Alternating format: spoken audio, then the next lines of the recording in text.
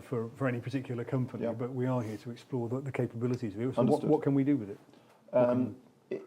It does depend on the laser, so whatever laser you are going to purchase, you do need to understand there are three things that will alter whether it's just skin deep, whether it's going to be pain management, whether it's going to be deep musculoskeletal, the time frames, all that. And the three things which are critical is wavelengths, the power, and also the pulsing. And that means the on-off of the laser itself, from continuous to maybe 20,000 times a second. And those three parameters means that you can really change from doing carpal tunnel and relatively superficial to something as deep as a facet joint with all the inflammatory osteoarthritic changes that might be happening around that structure. So it's important that the person buying it understands what's happened, and also it's important that they do the research like Andy did in regards and where we ended up meeting, but they need to do the research on that individual laser because there is such variabilities, and they need to make sure that that individual laser has double-blind placebo studies to back what they're trying to claim it does rather than extrapolation. So when you say look into these individual lasers, are you suggesting that you need one laser for wound healing and a different laser for anti-inflammatory and a different laser for pain relief, or could one laser do all those things? You can have one that does all those things, but it has to have the capability to do it. You rightly said that Tim Watson's a very knowledgeable person, and initially there was not the ability to have the right combination of wavelengths, power, and frequency to penetrate deep enough. And therefore, the majority of the lasers were very good at treating acupuncture points and having the global effect that they had after that, but not so good at the true biostimulation effect, which most dermal lasers could do, but we're trying to do at depth for muscular tears, tendons, deep, bone structures.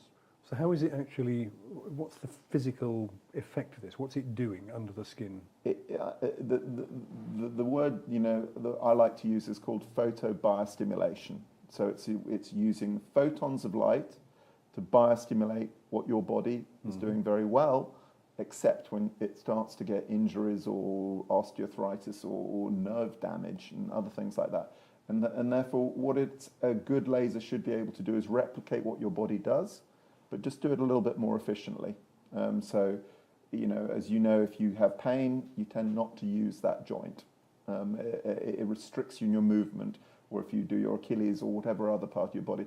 And therefore, what this does is it allows better perfusion, it allows better oxygenation, and it increases cell metabolism.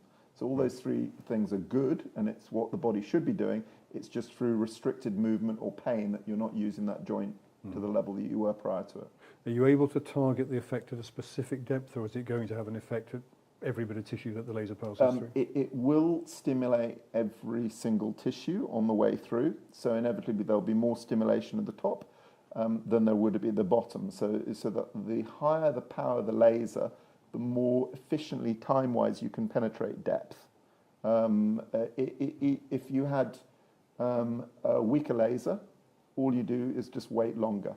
Right. The wavelengths will penetrate that depth, but they won't produce enough energy at depth to be able to have the same concentration that creates a biological change. Okay.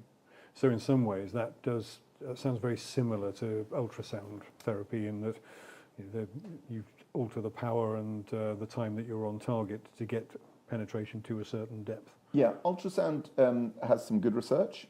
It uses shock waves, and yes. by its very nature, it's not targeting.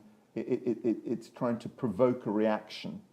So if you have a nasty scar on your tendon, the actual physicality of an ultrasound breaks that scar tissue, and in doing that, it will then hopefully get your body then to start mending properly. But it does require all the rehab and all the expertise of chiropractors, osteos, physios, in order to make sure that you don't just re-scar that area. You actually have a proper program afterwards to build it. A laser works slightly different. A laser is targeting actual molecules which are fundamental to good metabolism within your body and good perfusion. Right. And in doing that, it's a bit more of a Delia Smith of cooking world, where you're putting all the ingredients in there together, and hopefully concocting that so that actually you create the perfect environment for good, healthy regeneration and lack of scar to happen in the healing process. You mentioned 4 molecules that it's targeting, one of which was water, and I can't remember what the other ones were. Hemoglobin. Hemoglobin, of course, yeah. Cytochrome C. Yeah. And melanin in the skin. Okay, and well, let's start with water. Is it just going to boil the water? No, the water in the infrared is a colour, and therefore that colour in the body system absorbs especially around 970 to 1,000 nanometers, and that's the target. And so we're targeting that, and in doing that, we create little thermocouples and little changes in temperature, which are enough to open capillary beds, and so that thermodynamics that you create in it is, first of all, a photochemical, but it releases the energy thereafter as heat. And that heat change allows you to open capillary beds and improve perfusion to whatever tissue you're trying to target.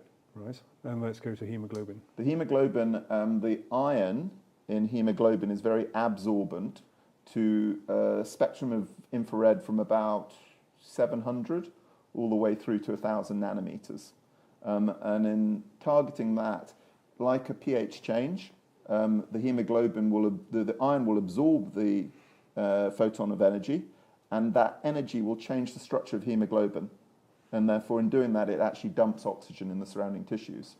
So, and the Russians have done some fantastic work on this, but they've accurately been able to measure the changes in oxygen partition that has been released in that area and show which wavelengths have done what areas and which are optimizing that. So this means that your 900 nanometer beam, which is stimulating the oxygen, is also going to affect the hemoglobin. There'll be some overlap. It's not a discrete. This does that. Okay. That does that. There is a little overlap in regards of all that. There's optimization, but yes. So how do you decide which frequency you want? How do you decide which one of those things you want it to do? They all sound good to me. Around the 904, 905, that's peak absorption of iron in hemoglobin. Okay. Around the 800s, that's peak absorption of cytochrome C for cell metabolism, and so it can increase that.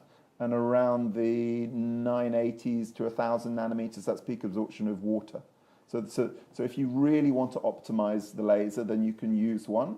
But if you are trying to have a relatively cheap laser, you can just have 1 or 2 wavelengths, and that's possible as well. Both being in use at the same time? Both in the same time. Okay.